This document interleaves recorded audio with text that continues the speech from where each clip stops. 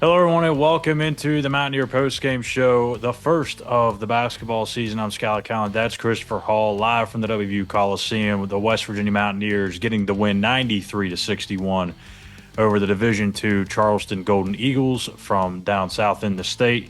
Obviously, the familiar face there, James Long, the head coach in his first year, former Mountaineer. But before we dive into the analysis, as always, take a look here at the numbers.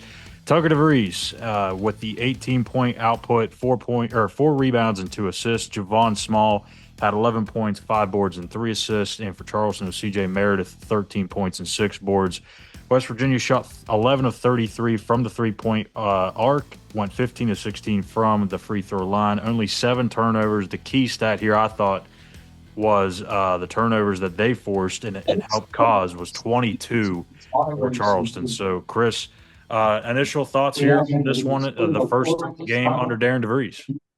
My initial takeaway was how well the offense moved. The ball movement, it was moved with a purpose, attacking the basket, and I was honestly really impressed by it. When you think about how many new faces are on this team, it's a whole new team, whole new coaching staff, and it shouldn't look like that in the first game of the season. And they technically only turned it over 6 times. The turnover at the end made it the 7th turnover. But 6 turnovers in the first game, that's impressive. So I thought right off the bat, the offense looked great. I thought they were scrappy on defense. I think coming into it, we knew size would be a problem. I still think they're too small, obviously way too small, especially at guard. Javon Small's obviously used to the Big 12, but a little worried with that offense. And if they're going to be able to, these other Big 12 teams are going to knock them off their path a lot. So they're going to have to fight through a lot more. But I thought overall, first game, and they're moving the ball the way they did. They shot over 50% in the first half. It dropped a little bit in the second half. DeVries talked about, them getting tired. And that's obviously understandable first full game of the season. But overall, I really I'm walking away impressed because I didn't think it would look so clean in that first game. I agree with you. I think my biggest concern was the defense because obviously, anytime you have this many new pieces, that's one area that could really kind of suffer, especially in this day and age where kids just really only care about their stats sheet and how they do on the offensive end. But defense is going to be what this team has to do at a high level to be able to be competitive in the Big 12 because there's going to be nights where you're not going to shoot it well. There's going to be nights where you're going to have to live and die by the three because you don't have somebody underneath that can get points in the paint and do stuff on the glass. So defensively, I thought they were really together, really complete, and I love the length that they have. And we've talked about it many times already, but they don't have size, but they have length, and I think that's maybe one of the biggest differences from this year's team to last year. It seems like there's more length from 1 through 5 than they've had. They're just not having the same size. But I do like the up tempo style. I think that's going to be something that West Virginia fans are really going to like. I do think that's something they'll be able to do once they play bigger competition, get into Big 12 play. They're going to be able to push the tempo. They have to. That's just how they're going to be able to wear teams out. They're not going to do it by banging them down on the block a whole lot. So they're going to have to push the tempo, wear teams out. I thought they look really good in that. Obviously, it's not a picture perfect product right now, but the tempo was one of the other things that stood out to me.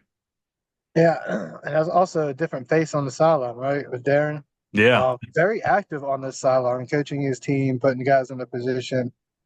Nothing against past coaches, but it's a little bit of refreshing to see a new face over there and to see that kind of offense.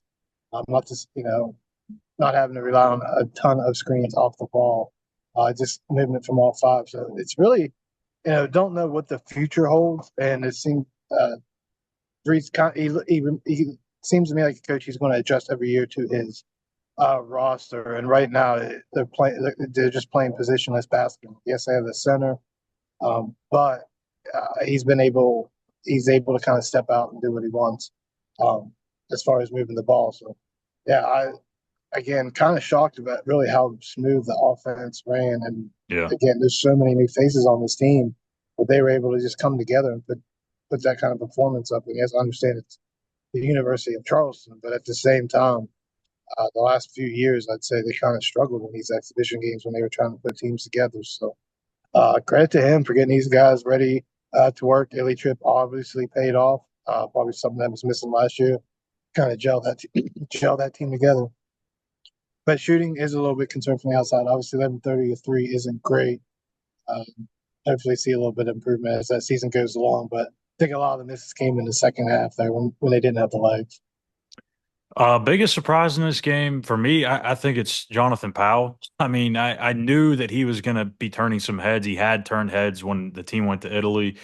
Heard a lot about him in the preseason, but just really don't know like how much of that is just kind of skewed a little bit because you're playing lesser competition over in Italy, and it's just seeing these guys in practice every day, you kind of pick up their tendencies, and maybe he's just so new and so fresh that he just kind of caught a little bit of a run there, but he looked really good. And I know it's Charleston. I know we're trying not to overreact here, but you can make some assessments in these types of games.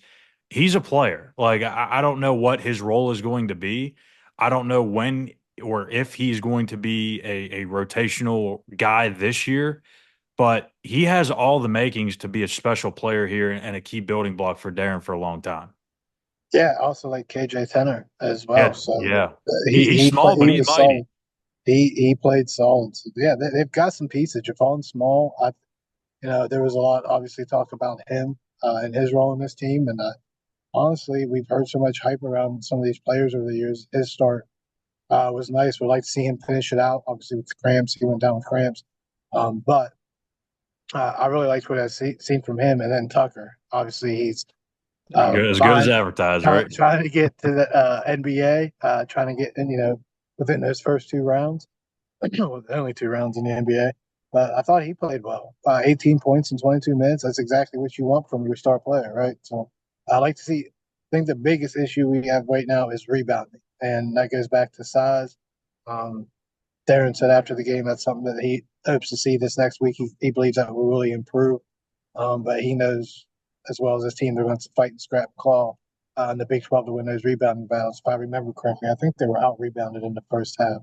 I don't have the first half sheet with me right now, but that's something that's obviously got to change. I think Charleston kind of got the benefit on some of those rebounds, some of those longer rebounds, kind of just went right back to them. But that's something that they're going to have to kind of clean up as they move forward. We'll have to see how that progresses because saw it last year a lot. They got out rebounded, and those are most of the games that they got blown out.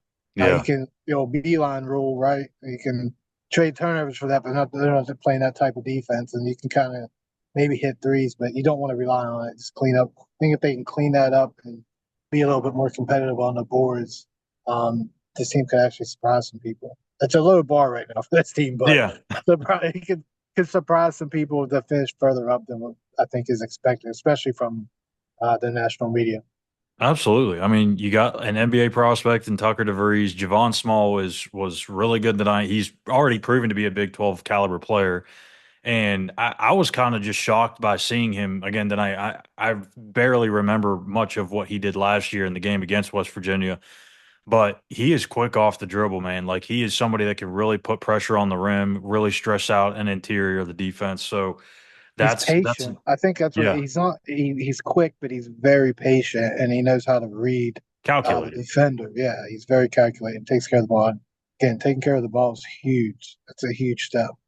Yeah, and I think the one thing for this team, like we talked about playing with up or playing with a faster pace, that may be how this team has to hang in games and win is just getting 70 shots up a Find the night. mismatches, beat the guys down floor, and find the mismatches in transition. And I think that's kind of maybe what they're looking for.